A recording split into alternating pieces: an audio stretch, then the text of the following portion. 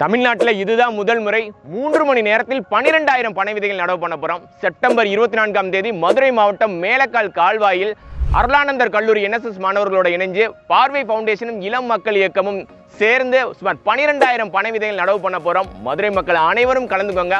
மதுரையிலிருந்து ஒரு பசுமை புரட்சி, பாண்டிய தேசத்தை பனைமர தேசமாக்குவோம். நம்மளோட தமிழ்நாடு அரசு பனைமரம் வெட்டுவதற்கு தடை விதிச்சிருக்காங்க. மீறி தவிர்க்க முடியாத பட்சத்தில் பனைமரம் வெட்டும்போது ஆட்சியரோட அனுமதி வாங்கி தான் இதை வெட்டணும்னு சொல்லி இந்த பனைமரத்தை காக்கிறதுக்கு ஒரு வரலாற்று சிறப்புமிக்க ஆணை வெளியிட்டிருக்காங்க.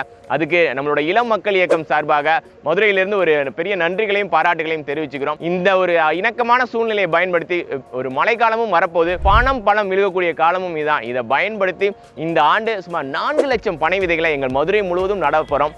இந்த திட்டத்தை எப்படி செயல்படுத்த போறோம்னா, ஒரு மாணவர் ஒரு பனை என்ற ஒரு திட்டத்தை உருவாக்கி ஒவ்வொரு மாணவர்கள் கையிலையும் இந்த பழத்தை கொண்டு போய் கொடுக்க போறோம். இந்த பனை விதைகளை அவர்கள் கையில அந்த பிடிக்கிற அந்த ஒரு தருணம், அவர்களோட கையாலே ஒவ்வொரு பெயரிலையும் ஒரு ஒரு பனை விதையை நட வைக்க போறோம். இதன் மூலம் ஒரு பசுமையான ஒரு மதுரை, ஐயா அப்துல் கலாமின் கனவான வல்லரசு இந்தியாவும் என்னுடைய கனவான 2047 நம்ம 100ஆம் ஆண்டு சுதந்திர தினத்தை இந்தியா கொண்டாட போகும்போது ஒரு பசுமை வல்லரசு இந்தியாவையும் இந்த 2 கனவையும் ஒரு சேர நிறைவேற்ற போறோம். அதற்கு இளைஞர்களும் பொதுமக்களும் மாணவர்களும் இணைஞ்சால் மட்டும்தான் இது சாத்தியம். நான் உங்களில் ஒருவன், சோழன் குபேந்திரன்.